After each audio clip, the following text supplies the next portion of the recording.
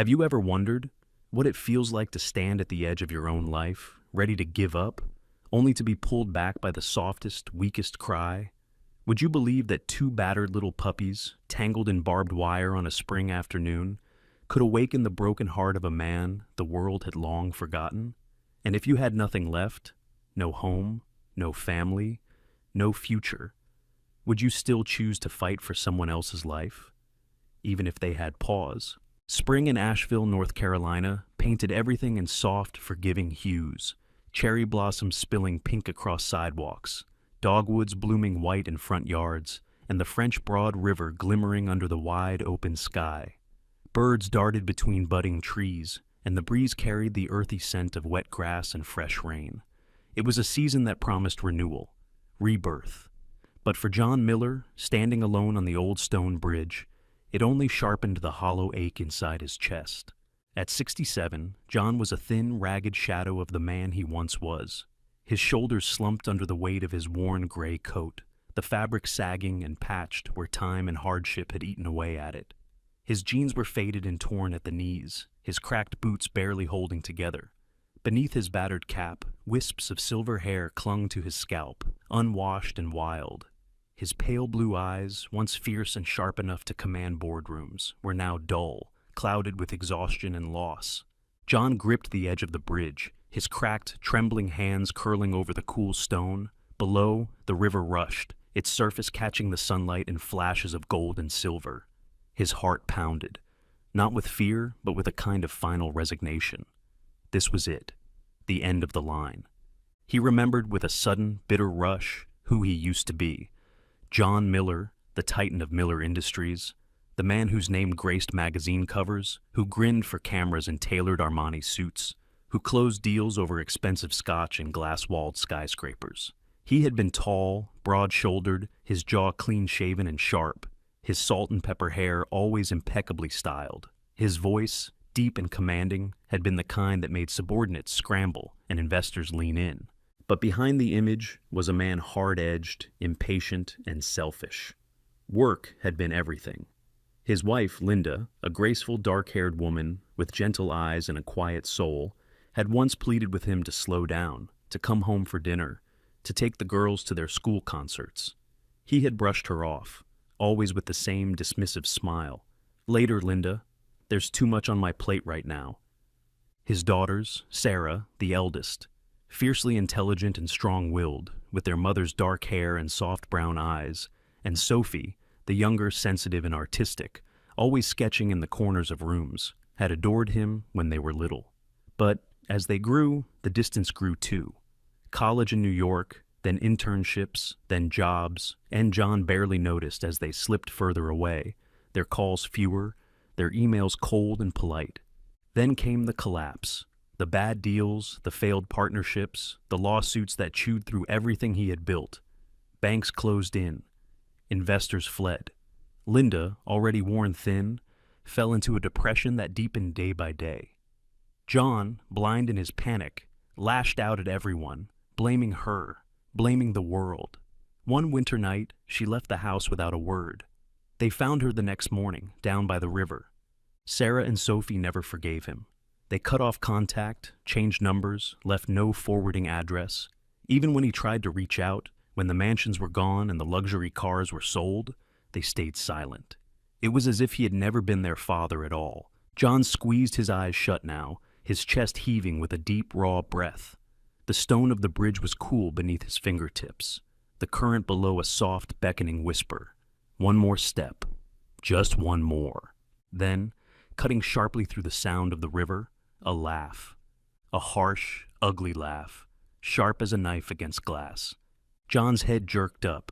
Across the grassy riverbank, just under the shadow of the bridge, 3 teenage boys stood in a loose circle, their bodies swaying slightly, beer cans dangling from their hands. They were young, no older than 17 or 18, their voices loud, thick with alcohol, their faces flushed. One had shockingly bright red hair, tall and lanky with a mean grin. Another was heavy-set, blond and freckled, his cheeks flushed red, laughing so hard he nearly doubled over. The third was smaller, wiry, dark-haired, his eyes sharp and cold. At their feet lay two tiny German Shepherd puppies, barely 4 weeks old, their little bodies trembling, black and tan fur smeared with dirt and blood, coarse barbed wire wrapped tight around their legs and necks, biting into their soft skin. Every time they tried to move, to whimper, the boys roared with laughter. And just beside them, John's stomach twisted violently. The puppy's mother, an adult German Shepherd, lay still on the ground, her body twisted unnaturally, her chest matted with blood. Her eyes were open but lifeless, her mouth slightly ajar, as if caught mid-breath. One paw, outstretched, touched the grass where her babies cried, but she was beyond helping them now. John's breath caught painfully in his throat. For a moment, he was frozen, one hand still gripping the bridge, his heart pounding so hard he could hear it in his ears. He had been about to leave this world. He had come here certain that nothing mattered anymore, that no one would miss him. But those cries, those soft, desperate little sounds, clawed their way past the walls he'd built around his heart. His feet moved before his mind could catch up, one shaky step away from the edge, then another. The river whispered behind him, but John Miller was no longer listening. John's boots sank into the soft, damp grass as he made his way down the slope under the bridge, his heart hammering wildly. The boys' laughter grew louder, their cruel amusement slicing through the quiet afternoon. He felt his breath rasping in his chest as he stumbled forward, legs shaky but determined. For a moment, the old John, the cold, driven businessman, wanted to snap, to bark orders, to demand control. But here, there was no polished suit, no boardroom, no power. Only an old man with trembling hands and a fierce, irrational need to save something small and innocent. The tall, red-haired boy was the first to notice him, his grin widening as he nudged his friend. His freckles stood out starkly against pale, sunburned skin, and his green eyes gleamed with the wild recklessness of youth and alcohol. "Hey, look at this, guys. Grandpa's coming to play hero." The heavy-set blond boy, round-faced with a scruffy patch of fuzz along his jaw, let out a loud bark of laughter, almost doubling over. His thick hands gripped the baseball bat he swung lazily at his side, eyes dancing with mean amusement. "You sure you're not lost, old man? Shouldn't you be napping in a gutter somewhere?"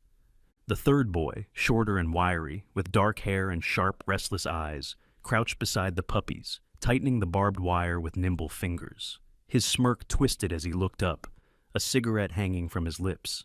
"What's it to you, Grandpa? These mutts yours?" John's breath hitched as he stared at the two little puppies, their tiny bodies shaking, whimpering in agony. Blood stained their black and tan fur, matting it down in patches. Their eyes were wide with terror, little mouths trembling as they struggled weakly. His gaze flicked to the lifeless mother beside them, and his fists clenched at his sides, the nails digging into his own calloused palms. "Stop," he rasped, his voice cracked and thin. The boys laughed, tossing their beer cans onto the grass, one can skittering across the ground and splashing sticky foam onto John's worn boots. "I said stop!" John's voice rose suddenly, surprising even himself. For a second, the boys blinked, caught off guard by the raw ferocity in the old man's voice. The redhead recovered first, swaggering forward, his lanky body loose and swaying. "Or what?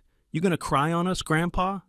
John stepped forward, shaky but resolute, planting himself between the boys and the puppies. His heart thundered against his ribs, his arms spread wide even as his knees threatened to give. The blond boy gave a snort, swinging his bat casually.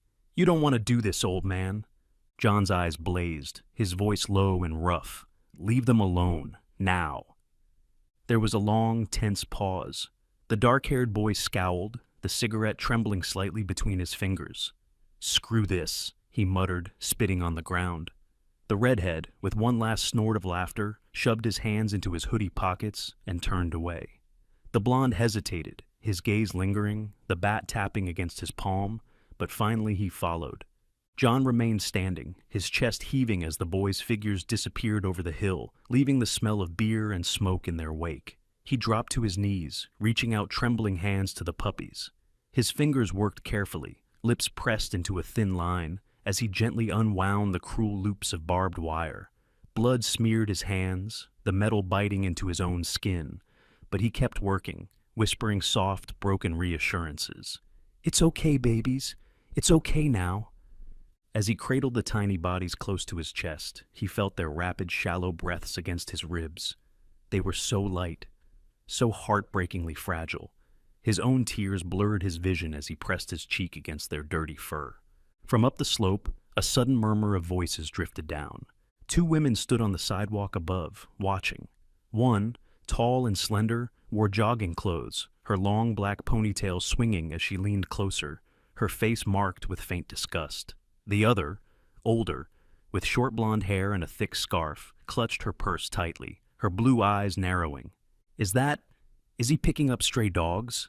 the blonde murmured, her voice laced with pity and unease. "I think he's that homeless guy I saw last week near the market," the younger one said softly, wrinkling her nose. "Ugh, poor things." Their eyes flicked to John, then quickly away as they hurried down the sidewalk, their conversation fading. John heard none of it. He held the puppies tightly, feeling their tiny hearts beat against his own. His shoulders shook as he pressed his forehead against them, the tears falling freely now. The world could laugh. The world could walk away. But here, in this small broken moment, John Miller refused to. John stumbled back up the grassy slope, cradling the two trembling German Shepherd puppies against his chest. Blood seeped from their shallow wounds, staining his already threadbare coat. His breath rasped harshly in his throat, and his legs felt like they could buckle any moment. But he pushed forward, eyes darting wildly across the quiet street. Cars rolled by, their passengers throwing indifferent glances or not looking at all. John's mind raced, not with fear for himself, but with raw panic for the tiny lives in his arms. He passed a hardware store first, its wide front windows gleaming with neat displays of tools and paint cans. Inside, a middle-aged man with thick arms and a balding head polished the countertop. His name tag read Stan. His bushy gray eyebrows rose slightly as John staggered to the door. Stan had a thick jaw, square and stubborn, his eyes the hard gray of a man who'd worked with his hands all his life. John raised one bloody hand, trying to signal for help, but Stan's face twisted into a grimace. He shook his head slowly, lips tight, and with a firm shake of his head, turned his back. John forced himself away, the puppies letting out faint whimpers. His heart pounded painfully against his ribs as he moved to the next storefront, a bakery. The sweet scent of fresh bread wafted out as the door opened, and a young woman stepped outside, brushing crumbs from her apron. She was petite, with curly brown hair pinned under a cap, her pale skin flushed from the heat of the ovens. Her eyes flicked to John, widening slightly as she took in his gaunt figure and the wounded puppies. "Please," John croaked, his voice hoarse. She hesitated for a moment, sympathy flickering in her brown eyes. But then a voice called sharply from inside, and an older woman, perhaps the bakery owner, appeared at the door, plump, stern, her silver hair tied in a tight bun. Her face hardened immediately as she spotted John. "Go away! We can't help you!" she barked, ushering the younger woman back inside and slamming the door shut. John staggered backward, a hollow ache opening in his chest. His throat burned with the urge to shout, to plead, but he swallowed it down and turned away. His arms tightened around the puppies, their tiny bodies shivering against him. His feet carried him down the road, past the small grocery store, the dry cleaner, the pharmacy. Each time, the same result. Faces tightening in alarm or disgust, doors shutting, curtains twitching. His ragged appearance, the dirt under his fingernails, the smell of street life clinging to him like a second skin. It all spoke louder than his words. Finally, his eyes fell on a small flower shop at the end of the street, its windows filled with bright blooms, tulips, lilies, daffodils, all bursting with color. The shop's name, Turner's Florals, was written in elegant gold script on the glass. Inside, a woman stood at the counter, arranging a bouquet. She looked to be in her early 50s, with auburn hair streaked lightly with gray, tied back in a loose braid. Her skin was lightly freckled, her cheeks gently rounded, and she moved with an easy grace, her fingers deft and sure. Her name was Emily Turner, and she had owned the shop for over 20 years. Widowed young, she had poured her quiet strength into the business, known by many as a kind, steady presence, though her eyes still held the soft shadow of old grief. John hesitated at the door, his pulse hammering. His reflection stared back at him in the glass, a thin, wild-eyed old man clutching two bleeding puppies, his clothes stained, his face lined and hollow. Emily looked up then, her gentle green eyes meeting his. She didn't flinch or look away. Slowly she set the bouquet aside and moved to the door, opening it carefully. "Sir, are you all right?" Her voice was soft, calm, the kind of voice used to soothe frightened brides and anxious customers. John's mouth worked silently for a moment before he choked out, "Please, they need help." Emily's eyes flicked to the puppies and she let out a small gasp. Without hesitation, she reached out to steady John, her hand firm and warm on his elbow. "Come in, quickly." Inside, the shop smelled of earth and green things, the air cool and fresh. Emily guided John to a small bench near the back, her fingers surprisingly strong as they helped him ease down. She crouched beside him, gently lifting one of the puppies from his arms. "Oh, you poor little thing," she murmured, her voice trembling slightly now as she inspected the injuries. "What happened?" John tried to answer, but his throat closed up, his vision swimming. He felt lightheaded, his hands shaking uncontrollably. Emily glanced up sharply, concern knitting her brow. "Wait here, I know someone." She rose quickly, disappearing into the back room. Moments later, she returned with a cell phone pressed to her ear, her face tight with urgency. "Yes, Dylan, it's Emily. Please, I need you here, now. 2 puppies, hurt bad, and—" she glanced at John, her voice softening, "and an older man who looks like he's about to collapse." Dylan's voice crackled faintly through the phone, a younger man, sharp-edged, impatient. "Emily, I'm swamped right now." "I don't care," Emily snapped, her usual softness hardening for the first time. "You owe me for the Valentine's delivery last year, remember? Get here." With a frustrated sigh, Dylan relented. Emily hung up and turned back to John, crouching beside him again. "Help's on the way, all right? You're safe here." John's vision blurred further, his chest tightening painfully. For the first time in what felt like forever, someone wasn't turning him away. And so, under the soft scent of flowers and the trembling warmth of 2 tiny lives in his lap, John Miller slumped back against the wall, letting his eyes drift shut.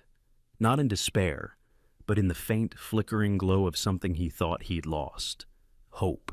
The night descended over Asheville in a thick, heavy curtain.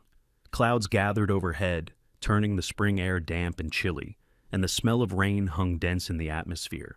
Inside Turner's Florals, John sat hunched on the bench near the back, clutching the 2 little German Shepherd puppies against his chest. Their small bodies burned with heat, tiny tremors running through their fur. Their soft whimpers pierced the silence, each sound twisting a new knot of panic in John's chest. Emily Turner paced the small shop, her brow furrowed. She was dressed simply in dark jeans and a pale green blouse, the sleeves rolled up to her elbows, revealing strong, capable arms. Her auburn hair, streaked with gray, hung in its usual braid, though strands had begun to pull free and frame her freckled face. She moved with a quiet determination, her eyes sharp as she checked the clock, glanced out the window, and returned to kneel beside John. "They're burning up," she murmured softly, pressing her hand gently to one puppy's side. "Dylan better hurry." Outside, the first drops of rain began to fall, tapping softly against the glass. Emily rose and walked to the door, peering out anxiously, just as a car turned the corner and pulled up in front. The car door slammed, and Dylan appeared, a tall man in his early 30s with messy dark blonde hair and a short, neatly trimmed beard. His face was angular, with sharp cheekbones and piercing blue eyes that flicked impatiently between the shop and the car as he grabbed his veterinary bag from the passenger seat. His jeans were worn, his hoodie splattered faintly with mud, and his stride was brisk, his jaw set in a way that suggested he wasn't thrilled to be here. Emily opened the door, her voice tinged with relief. "Thank you for coming." Dylan gave her a curt nod, brushing past into the shop. His gaze landed on John and the puppies, and his mouth tightened. "You didn't mention you were calling me for a stray, and—" His voice lowered, sharp. "A homeless man." John flinched slightly, his fingers tightening around the puppies, but Emily stepped in firmly. "Dylan, please." Her voice softened. "Just look at the dogs." Dylan sighed, his fingers raking through his hair as he knelt beside them. His hands were steady, practiced, even as his face remained cold. "They're in bad shape," he muttered, checking their gums, feeling their tiny bellies, testing their reflexes. Fever, dehydrated, infection from those cuts. They'll need fluids and antibiotics at least, maybe more. John's throat felt raw as he rasped. "Can you save them?" Dylan's eyes flicked up sharply. "Do you have any money?" John's stomach twisted. He shook his head wordlessly. The vet let out a sharp breath, pushing up to his feet. "I can't take on charity cases all night, Emily. I've got paying clients waiting. I can't afford." Emily stepped forward, her green eyes locking on his. "You remember that Valentine's rush last year? When you forgot to deliver all those bouquets and I covered for you? Got your mother's birthday flowers on time too, didn't I?" Dylan's jaw clenched. "Emily, that's—" "You owe me, Dylan," she said quietly but firmly. "And if you're the man I think you are, you won't let these little ones die on a technicality." For a long moment, the rain pattered outside, soft and steady. Dylan's shoulders sagged, his mouth twisting in frustration. "Fine," he muttered, "but I'm not doing this for free." His gaze snapped to John. You're going to help me clean out the back kennels tonight. We've got 3 rescue dogs in isolation, and I was supposed to disinfect their space after hours. You want this treatment? That's your price." John, bone-tired, shivering, looked up at Dylan with weary eyes. "I'll do it," he whispered hoarsely. "Good." Dylan bent down again, gently lifting one of the puppies. His touch, though brisk, was careful, almost instinctively kind, despite the irritation in his voice. "Let's move." Emily gave John a reassuring squeeze on the arm as they hurried to Dylan's truck. The rain was falling harder now, soaking John's thin coat, seeping through to his skin, but he barely felt it. His world narrowed to the steady beat of the puppies' tiny hearts, their ragged breaths, the fragile promise of life if he could just hold on a little longer. Dylan's clinic, tucked behind a row of older brick buildings, was a modest, practical space. White-painted walls, a clean but slightly worn waiting room, and a back area lined with kennels. Inside, the sharp smell of disinfectant mixed with the faint, restless whines of dogs in the back. Dylan worked quickly, setting up IV fluids, injecting antibiotics, murmuring under his breath as he focused. His brusque manner softened slightly as he checked the puppy's pulses, his fingers surprisingly gentle for a man who seemed so tightly wound. "Why are you even doing this?" Dylan muttered at one point, glancing at John. "They're strays.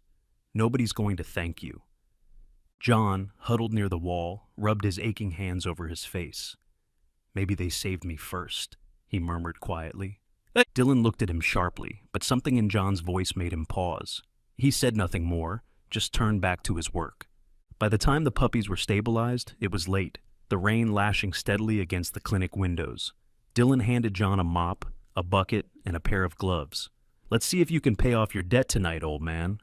John nodded wordlessly, gripping the mop handle as if it were a lifeline. His body ached, his knees threatened to give, but he pushed forward, determined. As he worked, he stole glances at the puppies, now resting quietly under warm blankets, their small bodies rising and falling with slow, even breaths. Outside, the storm raged, but inside, for the first time in years, John felt something faint but undeniable, a reason to keep going. The clinic was silent except for the soft hum of the fluorescent lights and the rhythmic beeping of a small monitor Dylan had rigged to track the puppy's vitals. John sat slumped on a stool near the corner, his elbows on his knees, his tired eyes fixed on the 2 little dogs curled up in the recovery crate. Their breathing was shallow but steady, their tiny chests rising and falling under thin blankets Dylan had hastily pulled over them. John's hands trembled slightly as he reached out, his calloused fingers brushing softly against their tiny heads. The memories came without invitation. He saw Linda again, her delicate frame outlined in the golden light of the past, her dark wavy hair cascading over her shoulders, her warm brown eyes crinkling when she laughed. She had always been petite but strong, with a quiet determination that once held their family together. He remembered her slender hands reaching for his after long business trips, the way she used to press her cheek to his chest at night, the smell of her lavender shampoo. But then came the cold silences, the slammed doors, the desperate glances when she thought he wasn't looking. He had been too consumed by deadlines, expansion plans, meetings, too busy to see how her shoulders had sagged, how her laughter had faded into sighs. Until one winter night, she was gone, swallowed by the riverbank where they found her the next morning, the frost clinging to her lashes. John's throat tightened painfully. He saw Sarah next, tall, slender like her mother, but with sharper features, her jawline more pronounced, her long, straight hair as a gleaming chestnut. She had been fiercely independent, determined to leave Asheville, chasing internships and scholarships, landing herself at Columbia University in New York. Sarah had inherited his stubborn streak, but where his ambition had turned to obsession, hers had been tempered by a fierce compassion. Or at least it had been, once. Now, her last words to him echoed bitterly. "I can't keep watching you destroy yourself, Dad." And Sophie, younger by 3 years, with a rounder face, softer features, wavy brown hair always tumbling over her shoulders. Sophie had been the dreamer, the artist, painting watercolor sketches and sending him postcards from every corner of the city she'd explored. But as his world collapsed, so did their connection. Her last email sat unopened in a long-forgotten account, a digital ghost. John's hand trembled more fiercely, and he pressed it to his face, the weight of regret crushing his chest. Across the room, Dylan leaned against the counter, arms crossed, watching silently. His sharp blue eyes flicked between John and the puppies, his angular face tight with unspoken questions. His beard was neatly trimmed, but the faint shadows under his eyes betrayed long hours at the clinic. Dylan was known in town as a brilliant vet, skilled, efficient, but distant, someone who kept to himself. A few years ago, his younger brother had died in a car accident. Dylan couldn't prevent, despite all his medical training, a scar that hardened him, made him impatient with people's sentimental pleas. But something about the old man hunched near the crate stirred a faint, unwelcome tug in his chest. At dawn, Dylan finally cleared his throat. "You should eat something." John looked up slowly, his face pale and drawn. "I'm fine." "You're not." Dylan stepped forward, his brow furrowing. His sharp gaze dropped to the old man's neck, where a swollen lump protruded slightly just above the collarbone. His eyes narrowed. "How long have you had that?" John blinked in confusion. "What?" "That lump." Dylan crouched slightly, his fingers gently pressing near the swollen area. "Does it hurt?" John flinched faintly but shook his head. I don't know. It's been there a while, I guess." Dylan's jaw tightened. "You need to see a doctor." John gave a weak chuckle. "You're looking at one, aren't you?" "Human doctor," Dylan shot back. "That's a lymph node, and it's big. I don't want to alarm you, but—" He paused, hesitating. "It could be something serious. You need to get it checked out." John's stomach lurched, a cold, sinking sensation pooling in his gut. "What are you saying?" "I'm saying," Dylan said quietly, "you might not have much time." The words hung heavy in the small clinic room. For a long moment, neither man spoke. John's gaze drifted back to the puppies, their small bodies curled together, clinging to life despite their wounds. His chest tightened, a sudden surge of bitter irony flooding him. Here he was, fighting to save lives, while his own slipped quietly away. Dylan, sensing the shift, ran a hand through his hair, frustration flickering across his face. "Look, I'll make some calls. There's a clinic downtown. They do sliding scale payments for people without insurance. Maybe they can help." John opened his mouth to thank him, but found his voice caught in his throat. Instead, he simply nodded, his shoulders sagging slightly under the weight of exhaustion and dread. Outside, the rain had slowed to a gentle drizzle, the sky streaked pale gray with the early glow of morning. Emily appeared at the clinic door, wrapped in a soft brown raincoat, her auburn braid damp with mist.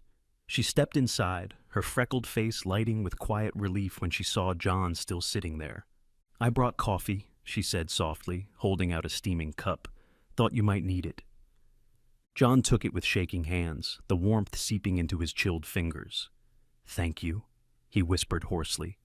Emily crouched beside him, her kind green eyes searching his face. "How are they?" "Alive," John murmured, his gaze softening as it fell on the puppies. "For now." Emily gave a faint, sad smile. "That's more than yesterday gave them." As the sun finally rose over the sleepy streets of Asheville, John sat quietly between two strangers who had, for reasons he couldn't quite understand, reached out to hold up a man the world had long since written off. But now, facing the weight of his own mortality, John knew one thing with a clarity that cut through the fog of everything he'd lost. These small lives mattered, and as long as they were still breathing, he would fight for them with every ounce he had left. The rain had finally passed, leaving behind a washed-clean morning sky over Asheville, where sunlight now shimmered in puddles scattered along the sidewalks. John sat on the back steps of Turner's Florals, a thin, fragile figure in his battered coat, the two little German shepherd puppies curled against his chest. Their soft, rhythmic breaths were a comfort, the warmth of their tiny bodies grounding him in a way he hadn't felt in years. His pale blue eyes shimmered faintly as he chuckled under his breath, his weathered face streaked with both dirt and tears. Emily Turner watched quietly from the doorway, her arms crossed lightly over her chest. In the sunlight, her auburn braid gleamed with copper tones, a stark contrast to the worry lines softening her freckled face. She had a grace to her, steady, grounded, her movements precise yet gentle, her voice always laced with patience. She'd been alone for a long time after losing her husband to a sudden illness, and though she never spoke of it, the shadow of that grief shaped the quiet kindness she offered to lost things, whether wilting plants or broken people. Inside, Dylan worked silently at the clinic, his sharp features tight with thought.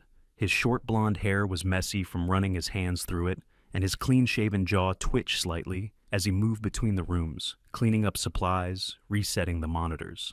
There was a restlessness to Dylan, a kind of controlled chaos in his eyes, the same eyes that had once watched helplessly as his younger brother passed away after a medical accident no one could fix. He kept people at arm's length now, not because he didn't care, but because he cared too much, and it hurt. John took a deep breath, closing his eyes as the sunlight touched his skin. The puppy stirred slightly, one letting out a soft little sigh, its ear twitching as it snuggled closer. For a brief flickering moment, John let himself believe in the fragile, tentative thread connecting these lives. His, Emily's, Dylan's, and the two tiny creatures fighting so hard to stay. That night, Asheville was calm, the air unusually cool for spring. Emily, after locking up her shop, brought John a blanket and some bread, patting his shoulder softly before heading upstairs to her small apartment above the flower shop. Dylan, after making sure the puppies were stable for the night, gave John a curt nod before leaving, his tall frame slipping into the night with the faint jingle of car keys. John curled up under the overhang behind the shop, the puppies nestled beside him on a pile of old blankets Emily had arranged. His body ached, and his thoughts drifted between memories and the present. The face of Linda, the distant laughter of Sarah and Sophie when they were young, the sharp burn of regret curling in his gut. He watched the puppies twitch in their sleep, their small legs kicking as if chasing something in a dream, and he let out a breath that was half a laugh, half a sob. Somewhere after midnight, the scent hit him, sharp, acrid, unmistakable. Smoke. John's eyes snapped open, his heart slamming against his chest.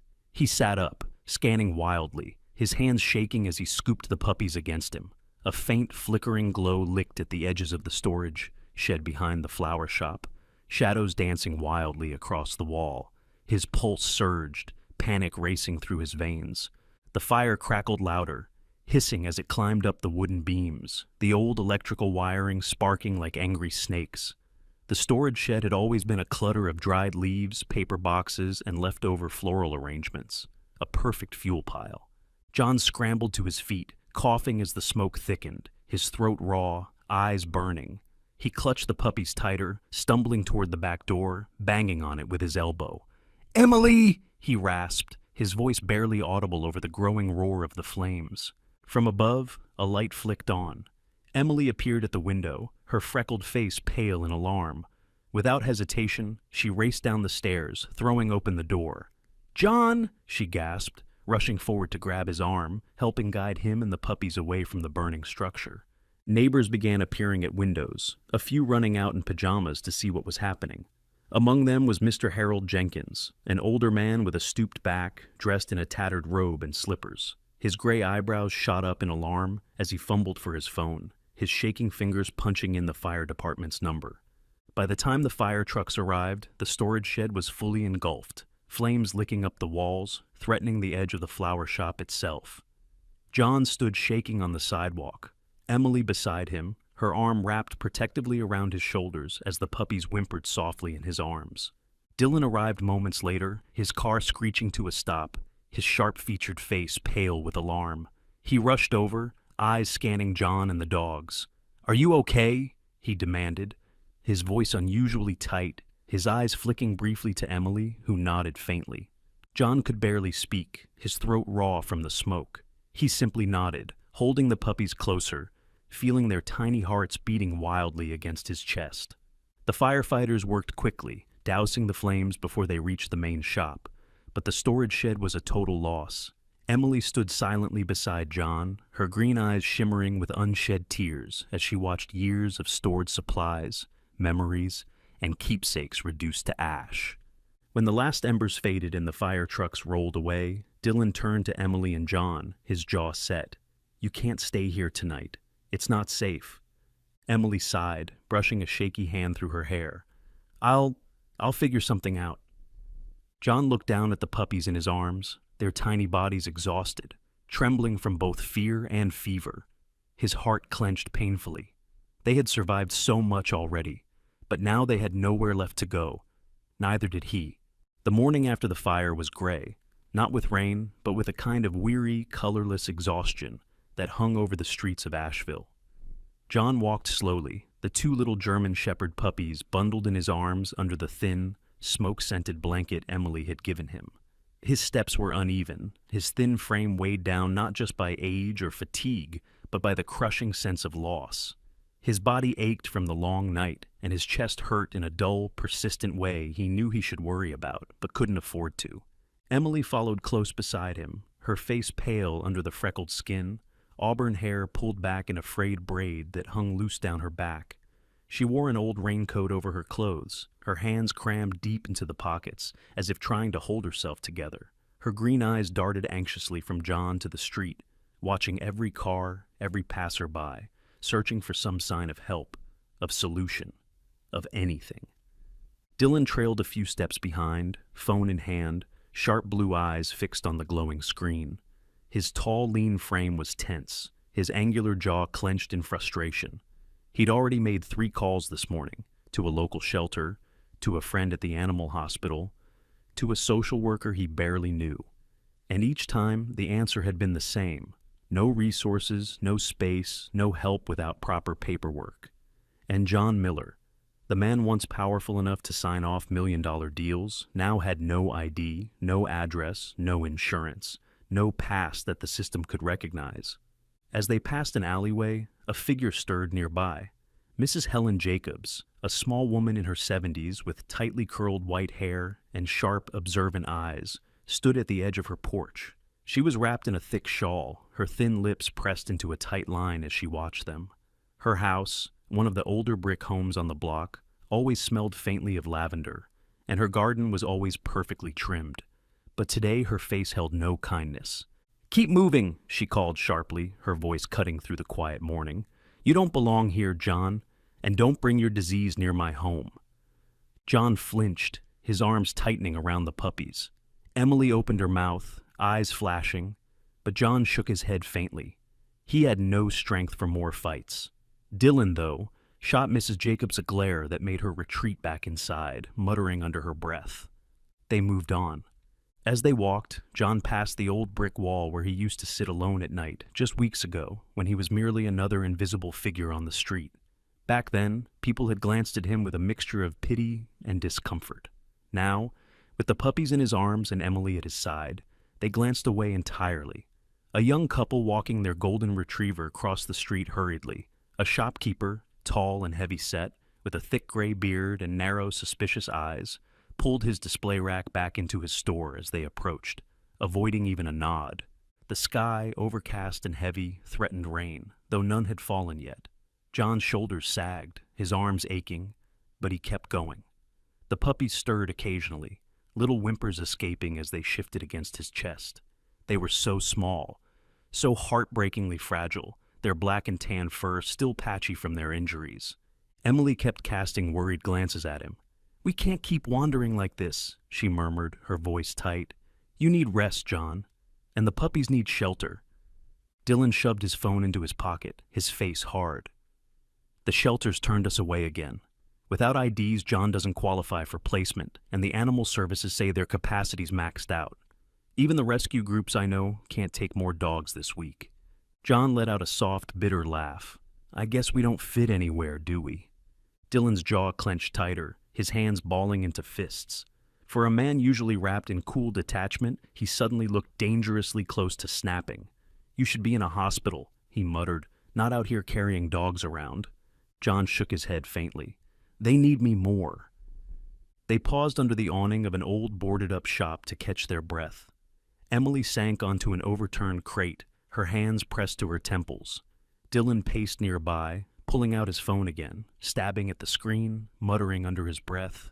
John, meanwhile, cradled the puppies gently in his arms, watching as one of them twitched in its sleep, its tiny paws batting softly at nothing.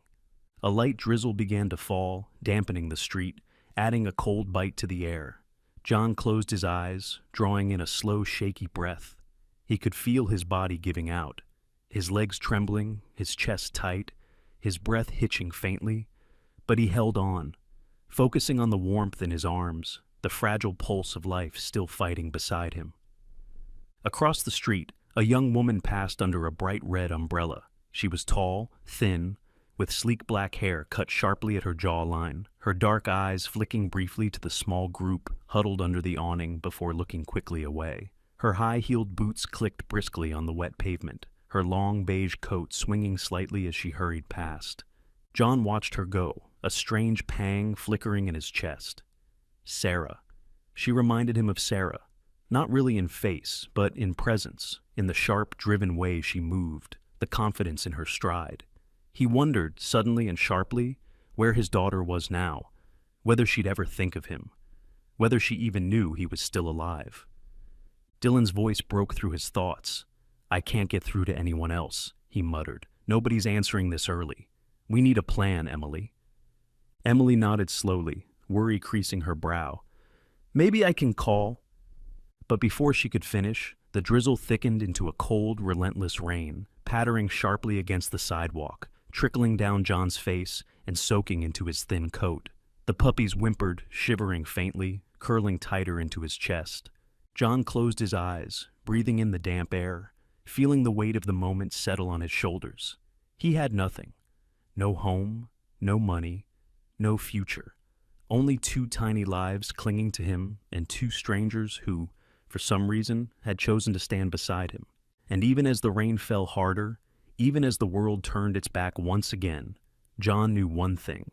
He would keep walking, keep fighting, until he had nothing left to give. Night fell hard over Asheville, the cold sinking into every crack of the city like a creeping shadow. The rain had slowed, but the streets remained slick, the cold air biting against the skin like invisible claws. John Miller shuffled into a narrow alleyway, his thin, trembling arms clutching the two tiny German Shepherd puppies close to his chest. His breath came in ragged gasps, white puffs in the frigid air, and his legs threatened to give with every step. He found a patch of relatively dry ground near a crumbling brick wall and slowly lowered himself down, his knees buckling sharply as he hit the ground. His coat, still damp from the earlier rain, clung coldly to his thin frame. The puppies whimpered faintly, their small bodies burning with fever, their little heads tucking deeper into his chest. John shivered violently, curling his body protectively around them. His gaunt face, lined deep with age and exhaustion, pressed gently against their matted fur. His pale blue eyes, dulled with fatigue, drifted shut as he whispered into the dark, "I'm sorry. I'm so sorry." Memories flickered in his mind. Sarah, at age 10, her long chestnut hair flying as she raced down the garden path, laughing, while Sophie toddled behind her with paint-stained hands, both girls bathed in the warm golden light of a long-ago summer. He saw Linda, delicate and small, humming softly in the kitchen, her hands working the dough, her eyes crinkling when she caught him watching her. A sob shuddered through John's chest. "I should have been better. I should have been there." His voice cracked, barely audible, a confession lost to the cold. The puppies stirred weakly, their small bodies trembling. Despite their condition, one of them let out a faint, determined growl, its tiny teeth bared, the sound almost ridiculous in its fragility. The other gave a weak, high-pitched whimper, pressing its head against John's chest, as if trying to shield him. From the mouth of the alleyway, voices echoed, loud, slurred, coarse laughter. A group of 4 young men staggered into view, beer bottles swinging from their hands. They were in their early 20s, dressed in hoodies and ripped jeans, their faces red from drink. One, tall and lanky, with dark greasy hair falling into his eyes, noticed John first, nudging his friend with a smirk. "Yo, check it out," he slurred, pointing. "Old man's got himself some pets." The second, shorter but bulkier, with a thick neck and a shaved head, barked a laugh. "Look at this wreck! You sleeping with dogs now, Grandpa?" The third, a wiry redhead with a scar slashed across his eyebrow, took a long swig of his beer, eyes gleaming. "Bet he's got nothing in his pockets, except fleas." John tried to pull the puppies closer, his arms shaking with the effort. His voice, when it came, was barely more than a whisper. "Please, just go." The fourth, the quietest, with pale skin and sharp, nervous eyes, hesitated slightly, glancing at his friends. "Maybe we should leave him be, guys." But the lanky one had already stepped forward, swinging his boot lazily. It connected with John's thin leg, sending a sharp jolt of pain up his side.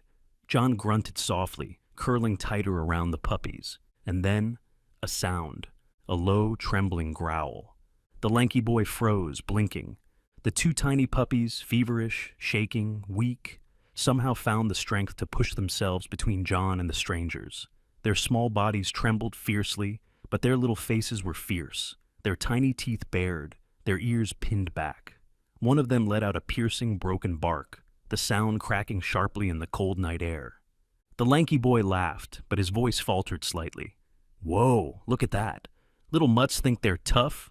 The bulky one shifted uncomfortably, eyeing the dogs. "They're sick, man. Leave it." The redhead snorted, but even he didn't step forward. The sharp-eyed boy tugged at his sleeve, voice tight. "Come on, let's go. This is lame."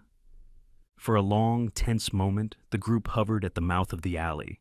Then, with a muttered curse, the lanky one shrugged, turning away. Whatever, waste of time. Their footsteps faded into the distance, their laughter echoing faintly until the night swallowed it whole. John sagged against the wall, his breath shaking, tears streaming silently down his face. He looked down at the 2 little warriors pressed against him, their tiny bodies slumping in exhaustion, their fierce barks spent. He buried his face into their fur, his hands trembling as he stroked their heads. "Thank you. Thank you, babies." His voice broke, raw and hoarse. "You saved me." Above them, the moon broke briefly through the clouds, casting a pale silver glow across the crumbling bricks, the cracked pavement, the battered man, and the 2 trembling, fevered pups, who refused to let the world take what little they had left. In that moment, among the ruins of everything he had lost, John understood something bone-deep and undeniable. No matter how broken, no matter how hopeless, he was not alone. Morning came in pale streaks of light, slipping through the cracks between buildings, glinting off the puddles and damp pavement of Asheville's old streets. John Miller stirred awake in the cold alley, his thin body stiff, arms wrapped protectively around the 2 puppies still pressed against his chest. The puppies' small bodies felt warmer today, their fevers easing slightly, their faint breaths more even, though they remained weak. John exhaled shakily, brushing a trembling hand across his face, feeling the weight of survival settle over his aching bones. He heard footsteps, quick, hurried, and turned weakly to see Emily Turner appear at the mouth of the alley, her auburn braid loose and wild, green eyes wide with relief. She wore a simple denim jacket over a pale blue blouse, her freckled cheeks flushed from running. "John!" she called, rushing over. "Thank God I found you." Behind her came Dylan, his tall frame striding in measured steps, sharp-featured face tense with worry, light stubble shadowing his jaw. His blue eyes darted immediately to the puppies, checking their condition, his trained hands reaching out gently to touch their fur, check their pulse. "They're fighters," he murmured, his voice low, a hint of surprise there. "Just like you." Emily knelt beside John, pulling a thermos from her bag and pressing it into his shaking hands. "Hot tea," she said softly. "Drink. We've got news." John sipped carefully, the heat burning his cracked lips. He watched as Emily and Dylan exchanged a glance. Then Emily pulled out her phone and held it up, the screen glowing.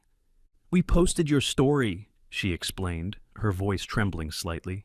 "Last night. I recorded the puppies protecting you. Dylan helped me edit it. We uploaded it to a local rescue page and it spread, John." John frowned faintly, his mind slow to process. Dylan crouched beside him, his sharp jaw tense. "People saw you. They saw the old man with nothing left, but still fighting for 2 dying pups. And something clicked." Emily smiled gently, her eyes bright. "Donations started pouring in overnight. People want to help, John. They've raised over $6,000. John's mouth fell slightly open, his pale blue eyes wide, stunned. Why would they?" His voice cracked, unable to finish. "Because people want to believe in something good," Emily whispered. "And you, John Miller, whether you believe it or not, are good." The rest of the morning blurred into movement. Dylan arranged transport to the small hospital on the edge of town, where the staff, already alerted by the viral story, agreed to admit John despite his lack of insurance. A nurse named Leah, a petite woman with soft curly hair and a quick, efficient manner, helped steady John as they lifted him into a wheelchair. She had warm brown skin and kind dark eyes, her voice calm as she explained the steps they would take: a biopsy, a scan, a treatment plan. Meanwhile, the puppies were whisked away to the local veterinary center, where a team of young techs and a senior vet named Dr. Marcia Howard, a no-nonsense woman in her 50s with steel gray hair pulled tightly into a bun, sharp brown eyes behind thin glasses, took over. Marcia's voice was brisk, but her hands were gentle, and she issued orders with the authority of someone who had seen countless rescues before. "We'll stabilize them, rehydrate, start antibiotics. You've done your part, old man. Let us do ours." As John lay in the hospital bed later, the ceiling lights casting a pale glow across his hollow cheeks, he heard the quiet ping of his hospital room's phone. Emily, sitting by his bedside, smiled faintly. "More messages," she murmured, scrolling. "People sending prayers. A woman who wants to donate blankets. A school group that raised money overnight for the dog's care." John closed his eyes, a tear slipping down his lined face. He had spent so long believing the world had forgotten him, that all that remained was decay and regret. But now, here in this small hospital room, surrounded by 2 strangers who had become his lifelines, and buoyed by a wave of unseen kindness from people who had only known him as the old man with the puppies, John felt something flicker to life deep in his chest, a fragile, stubborn hope. Across town, in the veterinary center, the puppies lay curled on heated pads, their tiny bodies bandaged and tended, their soft eyes fluttering open occasionally to glimpse the gentle hands moving around them. The rescue team had named them Hope and Faith, after Emily's suggestion. Back at the hospital, as night crept once more across the sky, Dylan returned, his sharp-featured face softening slightly as he stepped into the room. "I checked in on them," he reported quietly. "They're holding on, John. They're tough little fighters." John reached out slowly, his fingers brushing Dylan's sleeve. "Thank you," he rasped, "for everything." Dylan gave a short, almost embarrassed laugh, rubbing the back of his neck. "I guess you pulled us all into something we didn't know we needed." Emily, smiling gently, reached over to adjust John's blanket, her fingers light on his thin shoulders. "Rest now," she murmured softly. "You've done enough for one lifetime today." As John drifted into sleep, the sounds of beeping monitors and whispered conversation filling the quiet room, he felt the faintest, most incredible sensation he thought he'd lost long ago, the feeling of being seen, of being part of something larger than his own sorrow. And somewhere, in the dark, 2 tiny puppies clung to life, waiting for the man who had saved them, just as they, in their own way, had saved him. Spring settled fully over Asheville, the air fragrant with blooming wisteria, the trees heavy with fresh green leaves, and the streets bathed in soft golden sunlight. In the small hospital room near the window, John Miller sat propped up in bed, his thin body wrapped in a soft blue blanket, pale hands resting quietly on his lap. His pale blue eyes, though lined with exhaustion, carried a faint, steady light, a flicker of peace he hadn't felt in years. Beside him, curled on a folded blanket on the windowsill, lay the two small German Shepherd puppies, now a little stronger, their black and tan coats clean and brushed, their small eyes alert but gentle. Hope, the slightly larger of the two, had developed a habit of resting her chin on John's knee, her tiny ears perking up whenever he spoke. Faith, smaller and more delicate, loved curling up against his side, breathing softly against his arm, her fragile body slowly regaining strength. Emily Turner sat by the window, her auburn hair gleaming under the sunlight, her freckled face softened by a quiet smile. She wore a light cream cardigan over a floral blouse, her slender hands folded neatly in her lap. For weeks, she had divided her time between her flower shop, now half rebuilt thanks to a wave of donations, and the hospital, always bringing small pots of daffodils or tulips to brighten John's room. Dylan stood by the door, arms crossed loosely, his sharp, angular face relaxed for once, his neatly trimmed beard catching the sunlight. He wore jeans and a navy hoodie, his stethoscope still slung around his neck from morning rounds. His sharp blue eyes lingered on the puppies, then flicked to John, a faint smirk tugging at the corner of his mouth. "They're stubborn little things," he said softly, "just like you." John let out a thin, raspy laugh, his chest trembling faintly. "Guess they learn from the best," he murmured, his voice hoarse but playful. Emily chuckled, brushing a hand gently through Hope's soft fur. "They're the talk of the town, you know. Every kid at the local school wants to meet the puppies who saved the old man." John smiled faintly, closing his eyes for a moment. He could hear the faint laughter of children outside, the rhythmic tapping of feet as a school group passed the hospital window on a spring walk. For a man who had once been invisible, discarded on the streets, the change felt like a dream. His mind drifted briefly to Sarah. His eldest daughter had finally called after seeing his story on the news, a shaky, emotional conversation where words had stumbled and tears had flowed. She had promised to visit soon, her voice tight with the weight of years lost. Sarah was now 34, tall and slender like her mother had been, her long chestnut hair pulled into a professional bun, her brown eyes sharp but tired.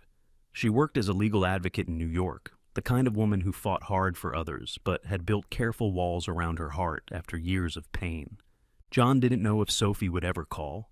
His younger daughter had always been more sensitive, with her rounder face, her wavy brown hair, her artistic soul. He imagined her somewhere, painting in a sunlit studio, perhaps hearing whispers of his story through friends, perhaps too afraid or too hurt to reach out. And that was okay. He would carry that love quietly, whether she called or not. The door creaked softly as Leah, the petite nurse with soft curls and warm brown skin, slipped into the room, her cheerful smile lighting up the space. "You've got visitors again," she announced, her voice gentle, "and they're bringing treats." Moments later, a small crowd entered, local school children carrying handmade cards, a young couple with a donation basket, even the mayor of Asheville, Mr. Robert Clancy, a tall, silver-haired man in a navy suit with a kind smile and a firm handshake. He thanked John personally, his voice steady, his light gray eyes crinkling at the corners. "You've reminded this town what courage looks like," the mayor said warmly. "You remind us that no one is truly alone." John, though frail, smiled softly, holding Emily's hand as the room filled with laughter, stories, and quiet gratitude. As night fell, the crowd slowly dispersed, leaving John with just Emily, Dylan, and the two small puppies curled beside him. The hospital lights dimmed, and a gentle hush settled over the room. "I won't be here much longer," John murmured softly, his pale blue eyes drifting to Emily. "I can feel it." Emily reached over, squeezing his hand tightly, her eyes shimmering. "You will always be here," she whispered. "In them, in us, in every person you've touched." Dylan cleared his throat quietly, his angular features unusually tender. "We'll keep the rescue efforts going," he promised. "In your name. You've started something, John. We'll carry it forward." John closed his eyes, a faint, peaceful smile playing at his lips. He felt the tiny weight of faith curling tighter against his chest, hope resting her chin on his arm. He drew in a slow, shaky breath, his heart swelling with something so vast, so quiet, that it felt like a final, perfect note in a song long unfinished. Outside, The moon rose gently over the hills, casting a soft silver glow across the town. And in the hospital room, a man who had once been lost sat surrounded by hope, by faith, by love he thought he'd never deserve, and by the quiet, unshakable truth that even at the edge of the end, he had mattered. In the quietest corners of our world, where the forgotten sit huddled and the weak tremble, there is still a thread of light waiting to be found, a reminder that even the smallest act of love can stir a miracle. John Miller, a man discarded by life, held onto two tiny wounded creatures, not because he was strong, but because in his brokenness he knew one truth. Love is the language God never stops speaking. When we open our arms to those who have nothing, whether human or animal, we become part of that miracle. We carry forward the grace that was first given to us, a grace born not from wealth or status, but from the heart of God Himself. And just maybe, when we dare to love without expectation, we step into the sacred space where heaven brushes earth. If this story touched your heart, we invite you to share it. Leave a comment with your thoughts or a prayer for others walking through hard times. Subscribe to this channel for more stories that remind us of the fragile, fierce bonds between animals and humans. And may God's blessing be upon you as you go out into your day. May you be protected, may you be loved, may you carry the light forward.